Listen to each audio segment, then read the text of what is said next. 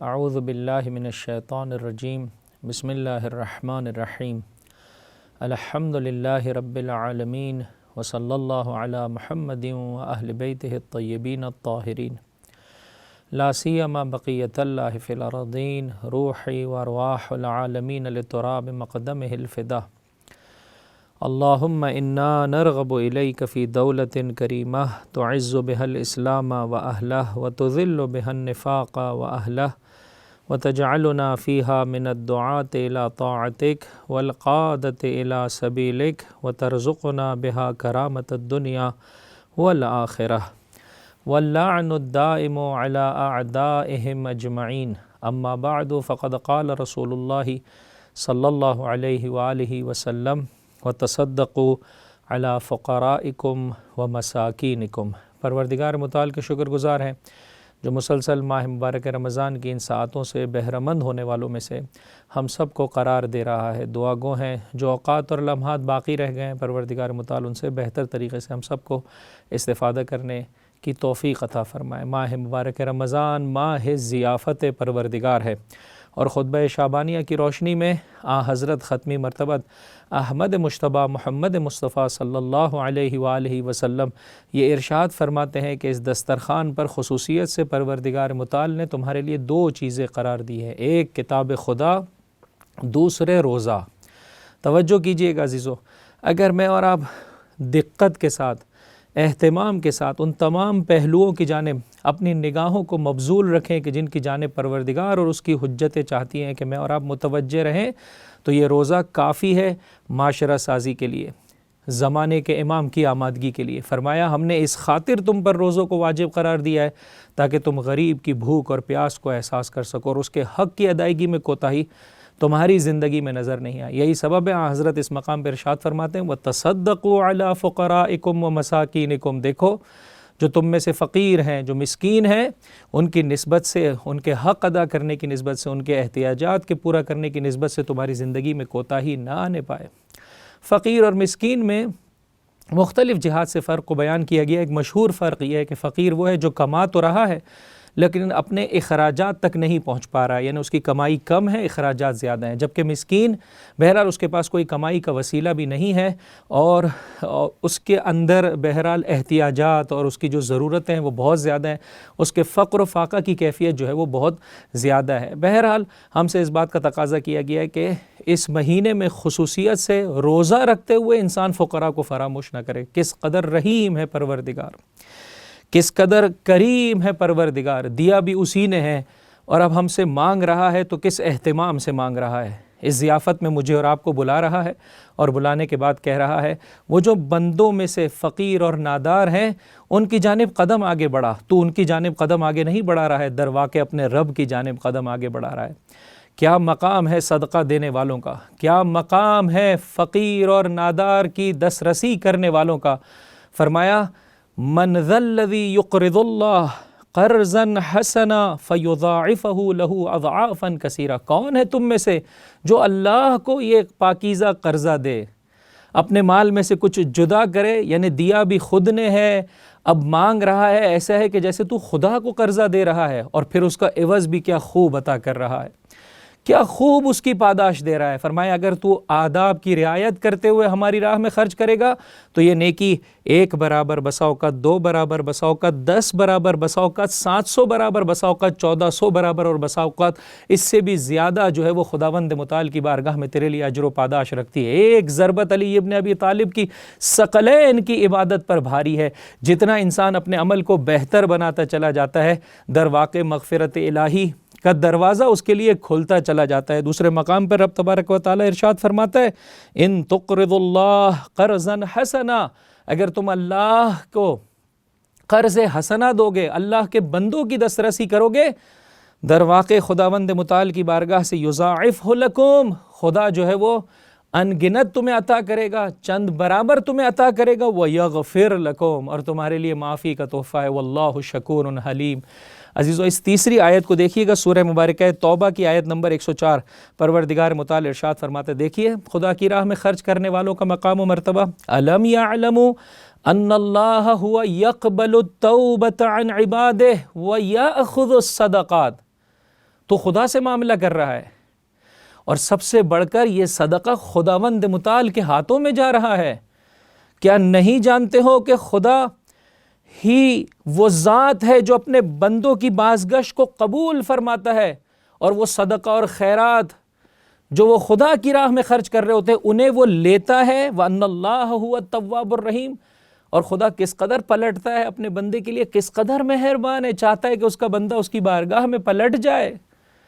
توجہ چاہتا ہوں عزیزو، یہ ہے خداوند متعال کا کرم، یہی سبب ہے کہ اہل بیت علیہم السلام کی زندگی میں ملتا ہے۔ چوتھے امام قبل اس کے کہ صدقہ دیں، پہلے صدقے کے بوسے لیا کرتے تھے، اور فرماتے تھے کہ یہ فقیر کے ہاتھوں میں نہیں جا رہا، پہلے میرے رب کی دست قدرت میں جا رہا ہے، اس خاطر میں اسے احترام دے رہا ہوں۔ چھٹے امام جعفر صادق علیہ السلام ارشاد فرماتے ہیں کہ میرے بابا جب کبھی کسی نادار کو، کسی فقیر کو صدقہ دیا کرتے تھے، دینے کے بعد اسے واپس لیتے، اسے سونگھا کرتے تھے، استشمام فرمایا کرتے تھے، اس کے بوسے لیا کرتے تھے، اور پھر آپ کی زبان اقدس پر بھی یہی جملے ہوا کرتے تھے کہ یہ فقیر کے ہاتھ میں بعد میں جاتا ہے، دست قدرت الہی اور فیض پروردگار اس پر پہلے نازل ہوتا ہے۔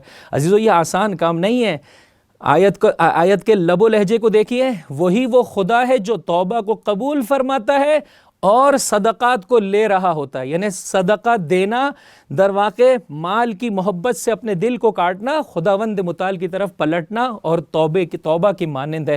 یہی سبب ہے روایت میں دو بھیڑیے اگر کسی بھیڑ کے غلے پر حملہ کر دیں، ایسے غلے پر کہ جس کا کوئی رکھوالا اور جس کا چرواہا موجود نہیں ہو، وہ کتنا خون خرابہ کریں گے، اس سے زیادہ خون خرابہ انسان کے دین میں مال کی محبت اور مقام کی محبت کرتی ہے۔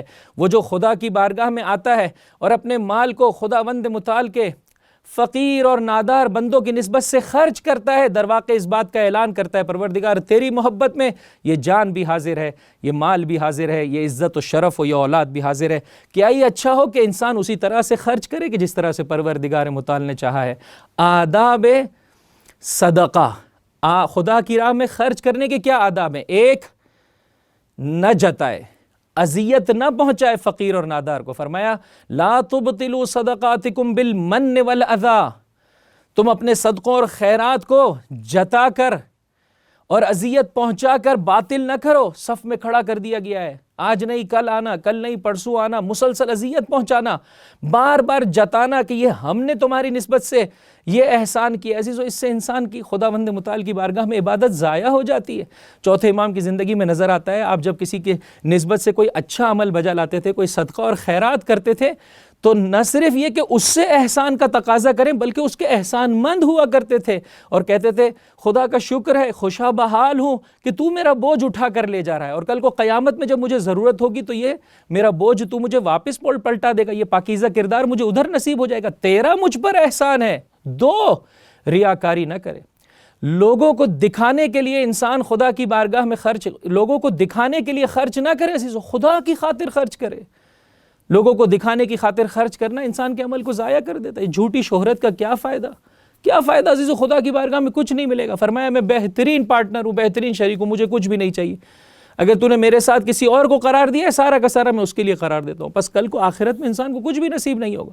یہی سبب ہے ہم ائمہ علیہم السلام کی زندگی میں دیکھتے ہیں کہ کس قدر چھپ کر صدقہ دیا کرتے تھے۔ ایک مرتبہ لوگوں کو نیکی کی طرف بلانے کے لیے انسان علنیہ صدقہ دے، بہت اچھی بات ہے، لیکن معمولاً شیطان کے وسوسوں سے بچنے کے لیے کیا ہی اچھا ہو کہ انسان چھپ کر صدقہ دے کہ یہ خداوند متعال کے غضب کی آگ کو بجھانے کا سبب بنتا ہے۔ چوتھے امام، تاریک رات، چہرے پر نقاب، ہاتھوں میں کبھی پیسے ہیں، درہم و دنانیر ہیں، کبھی لکڑیاں ہیں، کبھی طعام ہے، یعنی لوگ نہیں پہچان پائے کہ یہ کون ہے جو ہماری مدد کر رہا ہے، یہاں تک کہ میرے مولا و آقا کا اس دنیا سے انتقال ہوا۔ چھٹے امام کی زندگی میں ملتا ہے، رات کی تاریکی میں سونے والے کے سرہانے جاتے ہیں، وہ جو فقیر ہے، نادار ہے، چھپڑوں کے نیچے سو رہے ہیں، ان کے کنارے جو ہے وہ ایک ایک دو دو روٹیاں رکھتے چلے جاتے ہیں۔ جب سوال کرنے والے نے سوال کیا آقا کیا یہ آپ کے چاہنے والے ہیں؟ فرمایا نہیں، ہمارے چاہنے والے نہیں، اس ذریعے سے ان کو دین مبین اسلام اور اس کی حقانیت کی طرف میرا مولا دعوت دے رہا ہے۔ فرمایا اگر چاہنے والے ہوتے تو ہم نمک بھی رکھتے چلے جاتے۔ تین اہم ترین عنصر عزیزوں جس کو انسان مد نظر رکھے وہ یہ ہے کہ ظاہری اعتبار سے ٹیمپریری بیسس پر جہاں صدقہ دے رہا ہے اور ہر انسان کی آج کی بھوک کا اہتمام کر رہا ہے، آگے بڑھ کر روٹس میں اور اساسی اور بنیادی طور پر خرچہ کرے، کب تک یہ انسان جو ہے وہ روزانہ اسی طرح سے ہاتھ پھیلاتا رہے گا؟ اس طرح سے اس کی نسبت سے کام کرے کہ اس کی مشکل حل ہو جائے، وہ اپنے پیروں پہ کھڑا ہو جائے۔ پڑھائی کی نسبت سے ایجوکیشن میں خرچہ، مہارت پر خرچہ کہ ایک مرتبہ یہ اس مہارت کو حاصل کر لے گا پھر خود کما سکے گا۔ چوتھا ادب عزیزوں کہ روایتوں میں بیان کیا گیا ہے کہ صدقے کا عوض 10 برابر ملتا ہے، قرضے کا عوض 18 برابر ہے عزیزوں۔ سامنے والی کی شخصیت کم مجروح ہوتی ہے، اس کا وقار زیادہ باقی رہتا ہے، انسان اسے قرضہ دے۔ پانچواں ادب یہ ہے اس قرضے کو، اس کی ظاہری مشکل کو حل کرتے کرتے اس کی واقعی اور معنوی مشکل کو بھی مد نظر رکھے۔ ہے میرے بھائی، ایک 10,000 روپے میں تجھے قرضہ دے رہا ہوں، اس کی ادائیگی کیا ہے؟ حفظ قرآن۔ اس کی ادائیگی کیا ہے؟